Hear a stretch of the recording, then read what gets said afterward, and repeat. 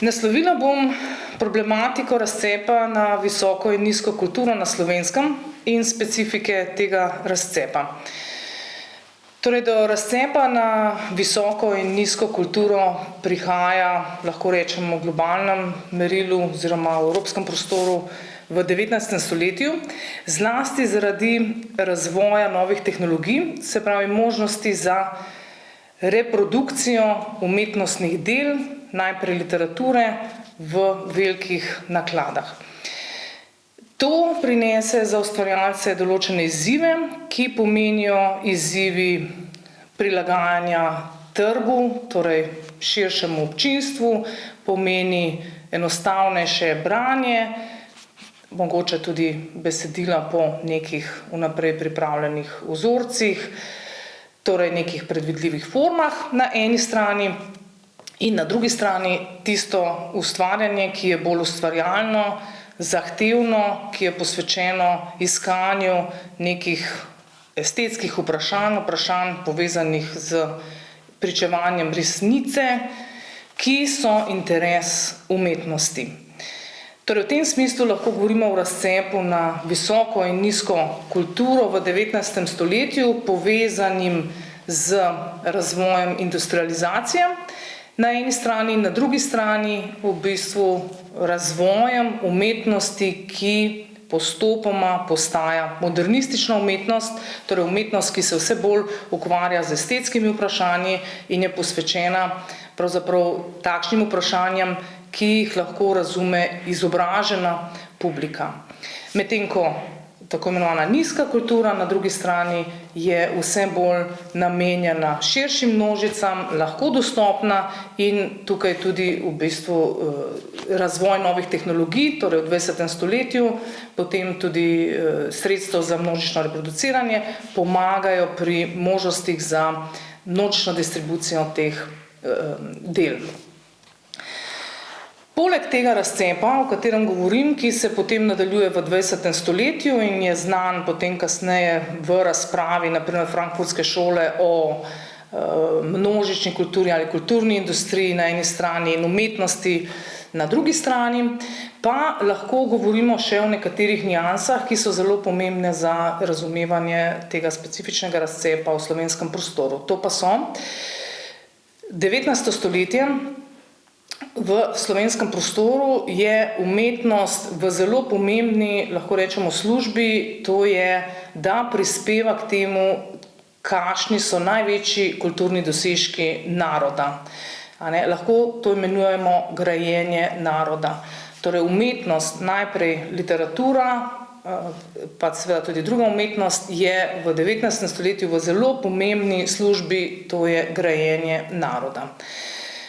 Pri tem grajenju naroda pa vendar na drugi strani služi tudi drugo, torej tista kultura, ali pa lahko rečemo kulturna produkcija, z nekoliko gršim izrazom, ki pravzaprav izhaja iz ljudi, ki so neizobraženi, torej nestrokovni ustvarjalci, z nekim tudi lahko rečemo problematičnim izrazom imenovani ljudstvo, ki tudi pravzaprav prispeva razne kulturne produkte, tako imenovane, kot so poezijo, prozo, kratko in tako naprej, ki jo razumemo kot, recimo, včasih so rekli ljudsko blago, lahko rečemo folklora. Torej, to izročilo, ki prihaja od ljudstva, ima pomembno vlogo pri konsolidaciji naroda, pri gradnji narodne identitete, vendar pa se takrat, torej v 19. stoletju, razume kot tisto, kar je pravzaprav v surovem stanju in kar lahko nekdo, ki je izobražen, šele preoblikuje v nekaj, kar ima večji estetski pomen.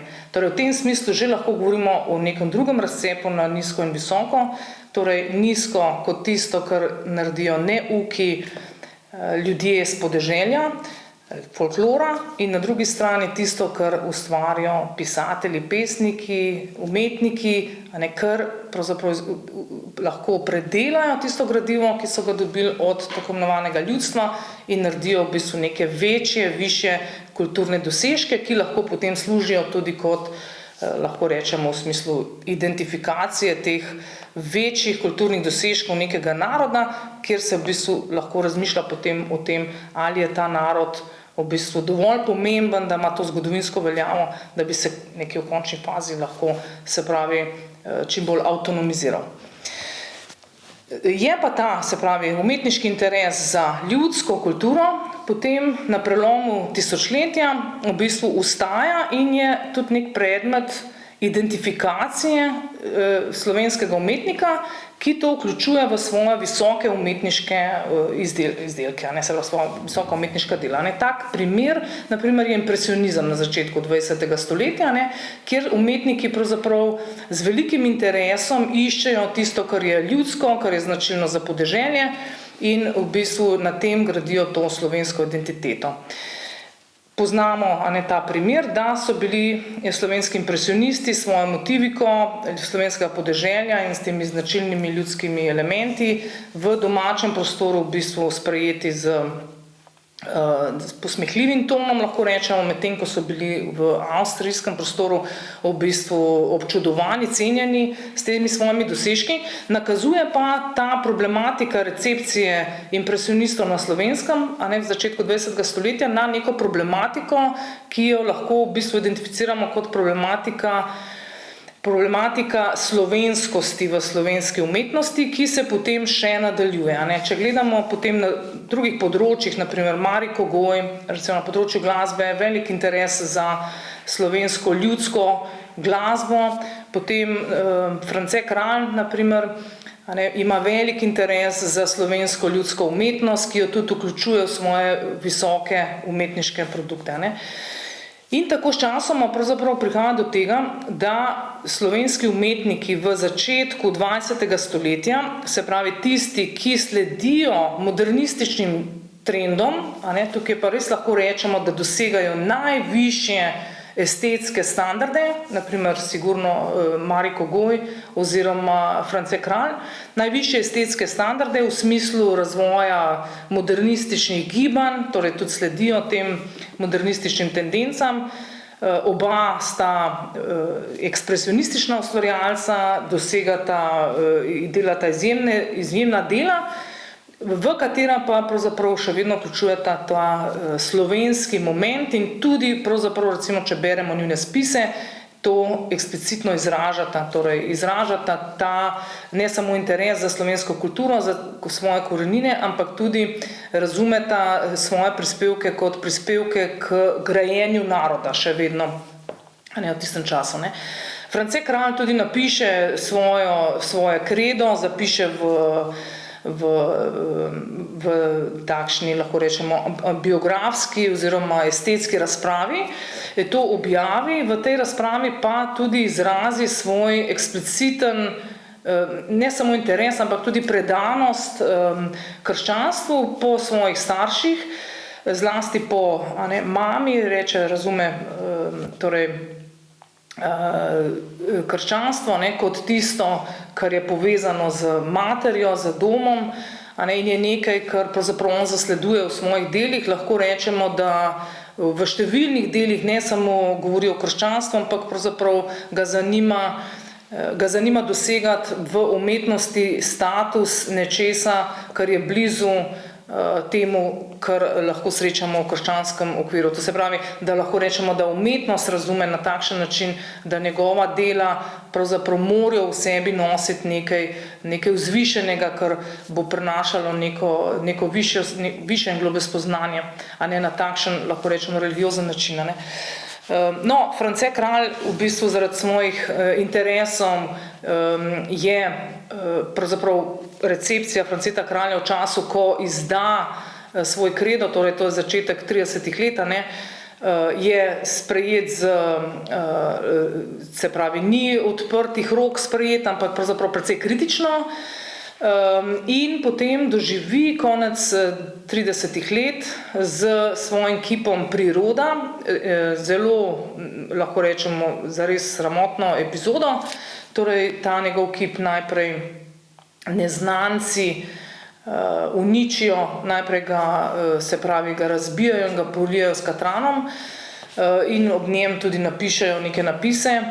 Nikoli se pravzaprav ne ugotovi točno, kdo je to bil, vendar pa problematika ni zgolj v tem, da je ta kip bil uničen, temveč predvsem v tem, da mediji oziroma ta, da rečemo, strokovna javnost, a ne širša oziroma strokovna javnost tega dejanja ni obsodila.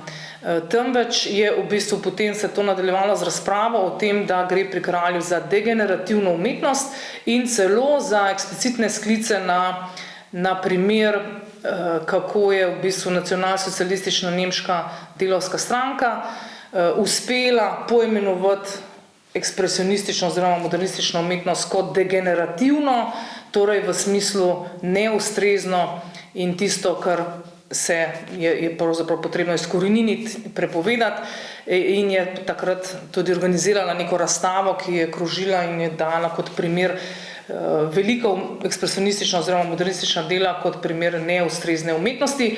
In to nalepko je potem v našem prostoru dobil tudi France Kralj, torej z eksplicitnim sklicom tudi na to, da je nemški narod višji kot slovenski in je vedel, kako ravnati s tako umetnostjo, pri nas pa so ljudje spontano razumeli, da je treba takšno umetnost zavrniti. Torej, nekje v takšnem duhu teh teh kulturnih bojev, kulturne vojne tistega časa je ta, se pravi, recepcija kralja in tega njegovega dela tudi, lahko rečemo, ostala, torej to se pravzaprav ni razčistilo, obsodilo in prešlo, pač pa se po drugi svetovni vojni, če sledimo njegov življenjepis, torej kraljev, lahko vidimo, da je bil pravzaprav postopoma še kaznovan, če zdaj se nekako povežemo, torej da pravzaprav je bil diskreditiran ne samo profesionalno, ampak tudi eksistencialno. V bistvu mu je bila odpovedana pogodba o zaposlitvi, mu je bilo odrečeno, se pravi, ni mu bila priznana pokojnina in je imel skratka velike eksistencialne težave.